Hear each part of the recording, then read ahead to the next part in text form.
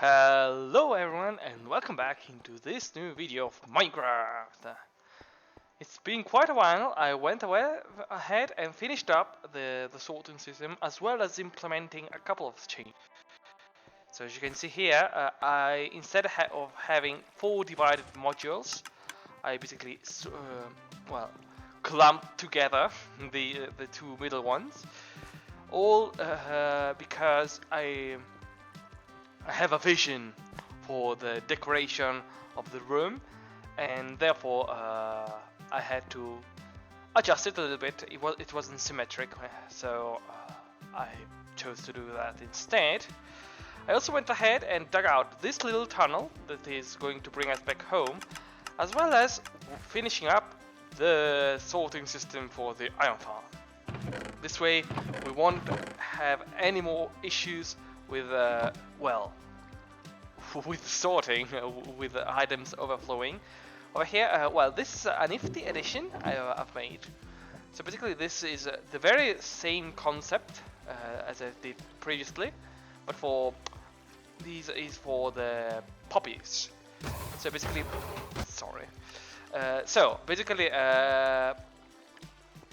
poppies get sorted out here and go straight down here in this barrel. Once the barrel is full, and also the hopper here is going to be full, they will automatically flow into this composter and become automatically bone meal, because this way we can dispose of them without having to basically throw them away, and having a very little production of bone meal is not that bad at all. Okay, so let's go to sleep, new moon, and let's jump straight to planning. Okay, so this episode we are still going to work on them pumpkin and melon farms. I know you are sick of it, but once we are done with this episode, we won't be mostly touching anything else. This episode, instead of working on redstone and redstone things like all the mechanics, which are done, we are going to concentrate finally on building. We are going to decorate everything. Yes, this is a plan for today's episode, and if we manage to spare time, we can also work on this corridor over here and on this small room over here. I have a couple of plans, a couple of ideas in mind, but we will see where the wind will bring us. So first of all, I need to gather the material for this room. We are going to use wood, mainly wood and stone. I know that it may start to sound a little bit boring, but we are building a castle, and the castle is made of stone and wood. So bear with me a little bit further. So I wanted to, as you can see here, I wanted to use these blocks here for. Basically, I wanted to put in a couple of beams, wooden beams over here, so for starting. Then, we will have to raise the walls made out of stone bricks, and all the classical palette for our tower. After that, I was basically planning on enclosing everything with a nice archway on top, so it shouldn't look half bad. I'm still thinking if I want to make a Gothic arc or a Romantic more. Romantic archways are basically the round ones, while Gothic ones have a more defined spike on top. Let's say it like that. So I'll go ahead and gather the materials necessary. So mainly wood. I will need a lot of wood, and cobblestone. I think I may as well use some deep slate. I'm not quite sure yet, but I'll have to get my hands on some of the cobblestone, and also I'll have to go through these ones because this is a mess. I have to sort out everything. So I'll jump straight ahead when I'm done, when we have a little bit of resource at hand, and we can start building. Okay, so I've chosen for this episode to try a new format, the time lapse. As you can see here, I'm basically using a like it's a third-person time lapse rather than a first-person one, as I've usually done until right now. You can see I've put in place the beams. I started with making that because that way I have a reference also for the parts of the wall which I'm not going to cover. So that's very important because by knowing that, I can also take measure on where I have to place various blocks, where I have to, well, put up the walls, where instead I can leave blank for the time being because I will cover the exteriors later on. In this episode, we are just going to cover the interiors of the room.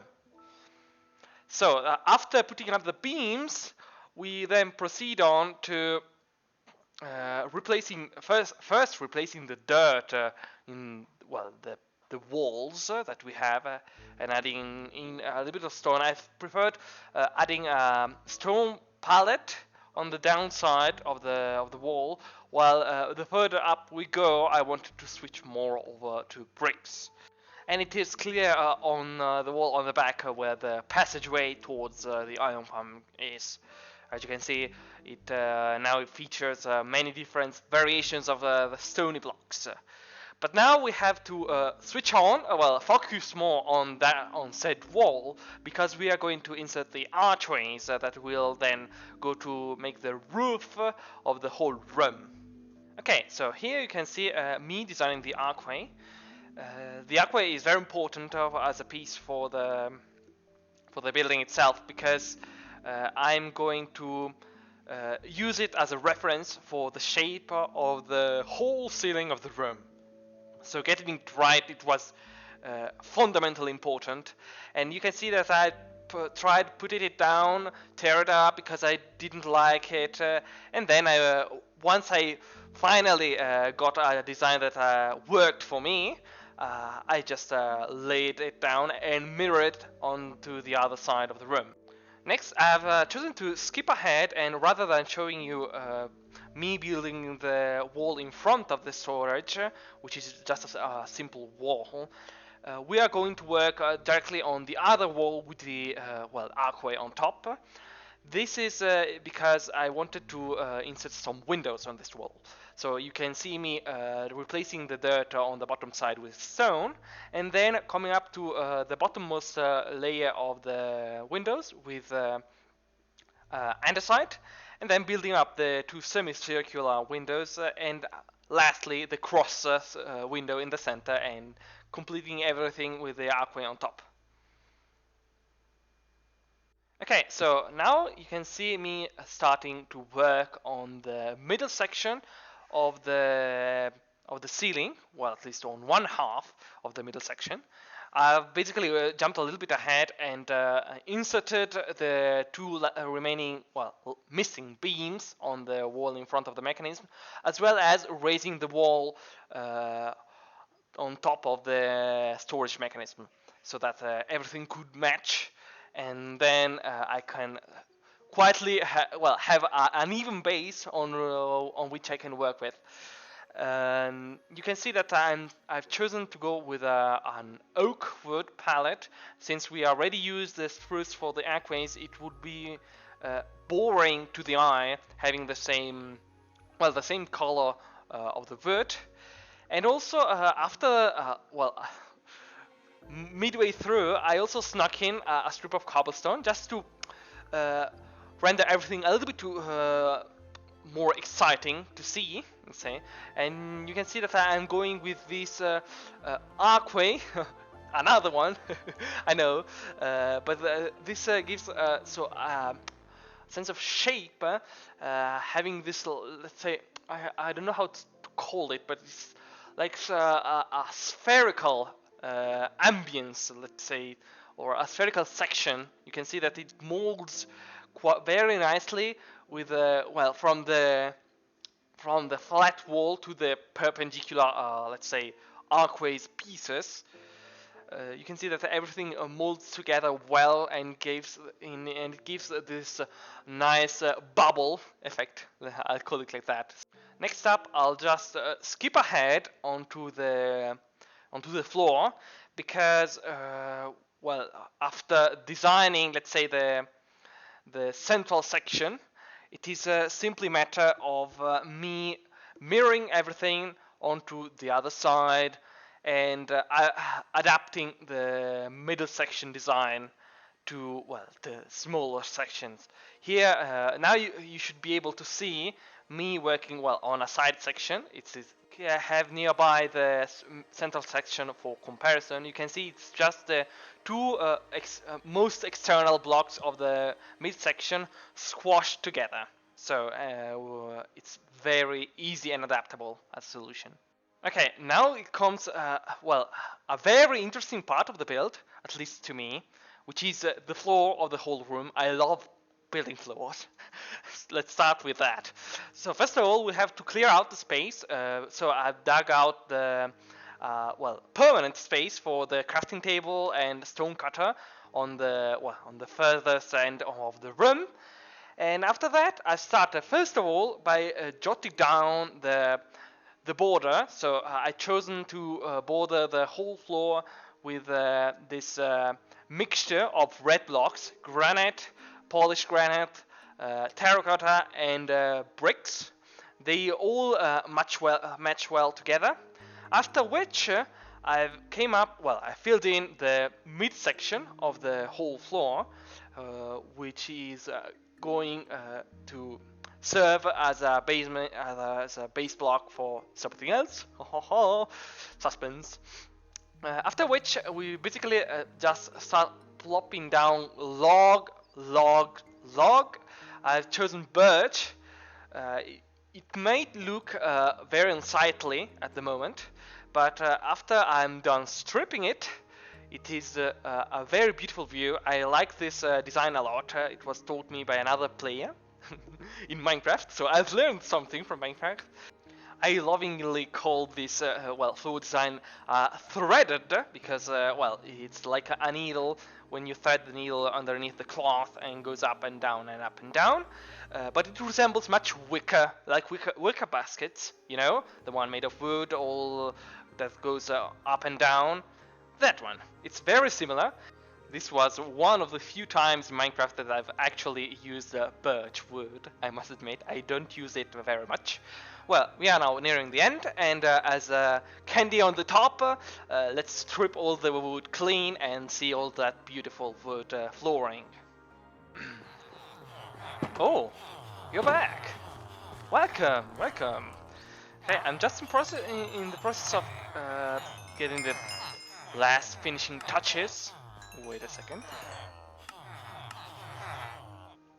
Okay, much better. Now you can hear me. So, as I was saying, I'm just in the process of getting the final materials, finishing touches. I'm almost done with everything. So I can show you what we came up with. Although you should have already seen pretty much most of it. Okay. Let's go down to the pumpkin and melon farms. Now, you can see right there that from the outside is still ugly, very ugly.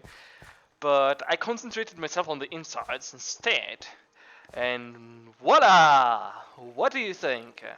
Well, for having few materials, it's quite princely, quite pretty. I'm satisfied with it, but we still lack, well, this is the maintenance access. So this way we will be able to access the whole redstone setup without having to go back and forth. So over here, these windows are supposed for emeralds. Yes, I know it's a little bit, how can I put it?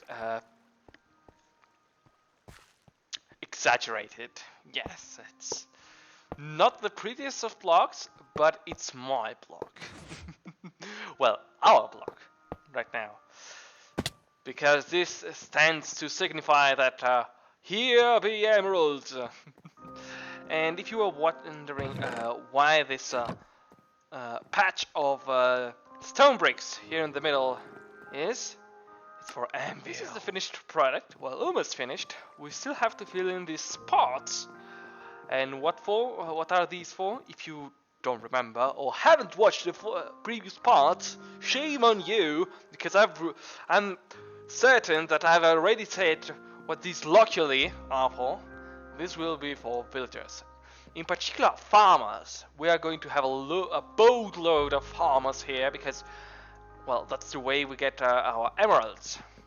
As you have seen previously, while I was gathering the last blocks, we can trade pumpkins and melons for emeralds. So here you can see, here we have the pumpkins, here we have the second batch of pumpkin chests, and here we have the melons. So, off camera I will have a lot of work to do.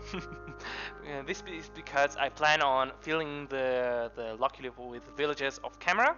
I will have to drag down the villagers from up above, from the breeder, and bring them in here. After which, I also plan on working onto the tunnel leading to this very room, and adding some stone walls, getting rid of the dirt and everything like that. And after that, I just want to fix up the last things. That is basically I want to prepare a proper room for the iron farm, as well as also preparing something similar to this on top. I want to basically close up everything, all the holes around here, and just get a nice room for the iron farm itself. So I thank you very much for watching me and for following me until this moment. Leave a like if you enjoyed this building heavy content. I know that I may have overused a little bit the third person time-lapse feature in this episode at least, and I plan on mixing it a little bit up in the upcoming ones, but instead of just relying on let's say first person time lapses, I will also snack in some third person ones. So leave a comment for letting me know anything. If you enjoyed the episode, if you want to see more like it, if you would like instead something else, if you want to see more farms, I need it as a feedback to understand what you want for the upcoming episode. Oh, look, that's a stock.